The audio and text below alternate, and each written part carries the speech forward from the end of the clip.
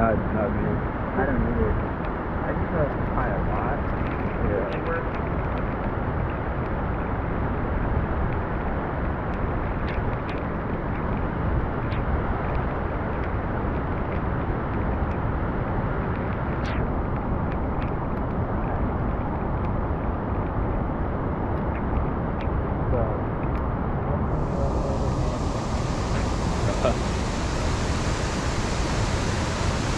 It's gonna take me a long time to memorize that. Yeah, don't even worry about it. It's going on. Okay.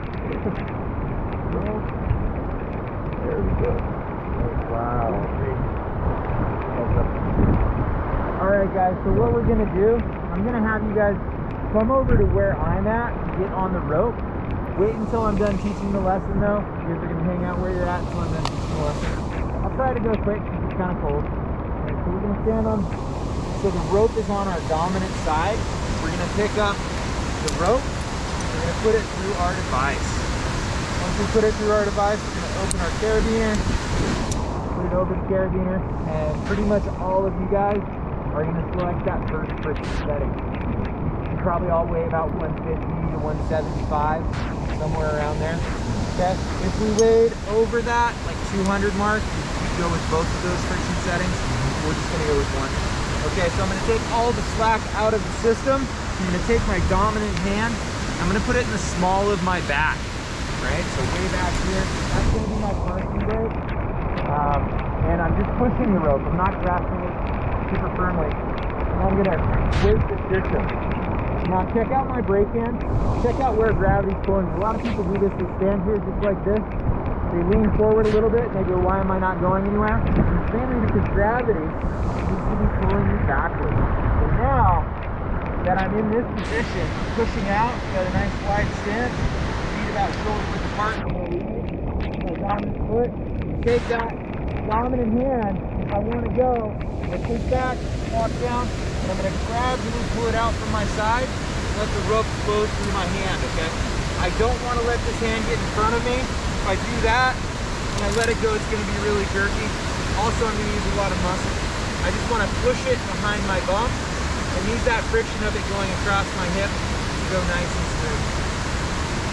Alright, so brake hand, that is my brake hand. And how I'm gonna go is I'm gonna gradually move it from here out to here and let the rope flow through my hand. So way out here, you're gonna be doing a tricep press the whole time, and you're gonna have to white knuckle it to keep the rope from moving. If I have it behind my bum, all I have to do is push it there. The next thing is going to be my non-dominant hand. That's going to be my balance hand. If you want to momentarily grab the rope above you for balance, that's okay. As a beginner, your mind is going to tell your body that if I grasp here, it's going to do a lot more than pushing me back with me. And if you let go, which is the #1 rule of rappelling, this isn't going to do too much, okay? So if you feel like you need to grab something, I'm going to suggest grab the spine, which is the back of this carabiner, either like that, or you do Guitar Hero. This is Guitar Hero, right? So yeah. I'm not controlling my speed with this hand, I'm just lightly grasping the rope. If I want to though, I can stop myself pretty easily. Okay. The next thing, my stance is nice and wide. Now, if I take steps like this, I'm going to want to tip over, right? I'm going to be a river dancer. Yeah. So if I take steps that are big and wide, I'm going to have a nice wide base and I'm not going to fall over. Another thing that's going to happen here is I'm forming a little bit of a tripod. My tripod might look like this, because I like to lead with my dominant leg and look down as I go. But the thing is I've got this nice wide base. I'm leaning back, sitting back in my harness. Now, if I lean forward, try to down climb this, what's going to happen if I get on my tippy toes, I'm going to slip. Okay? Now, if you slip and fall, that non-dominant hand, even if it's on this, I want to bring it out. When you use it, push up. And I'm going to get up on my feet and get back. Pretty easy. guys are going to be great at this. All right, you can. You think you're good to like put the backpack? We can just leave it here if you don't want to. Yeah. Yeah, I know. You want me to put it over there? Yeah, or do you want to put it there? I mean, Ethan's going to be our example. We need to carry it. You guys can try to Yeah, just put it on my back. It's fine. I can do it. Yeah. Put it on my back. I can take it too. It's alright. Yeah, it's good. No worries.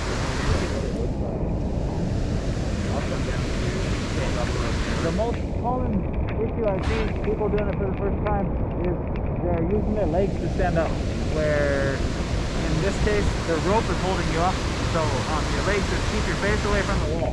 Okay. And I'll unclip you guys, don't unclip yourself. Okay, I'll see you down there. Can you guys watch him go down? Scooch on forward. Let's get to where we can see him. Yeah. It is so far away. Yeah, the rope. Into a wall, so just use that and like press away from that.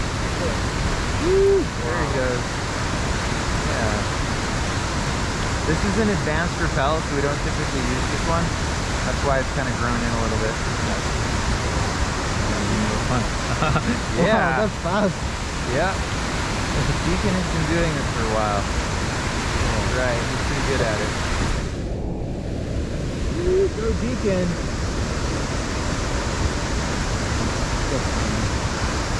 He's down there or? Yeah, he's down there already.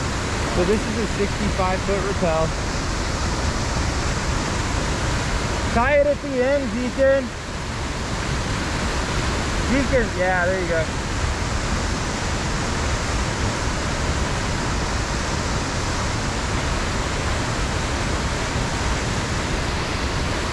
All right, who wants to go first? I can go first. Yeah. One point contact, right?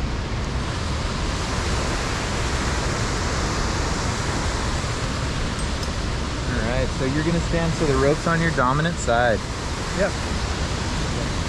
And this thing should be perfect so that you can just stand there, yeah? Oh, yeah. That's what it's made for. Okay. So I take this and I put it through this one. Yeah. Here. Clip it in my carabiner. Yeah. Alright. And the friction setting is okay for here. Is going to be 1. Okay.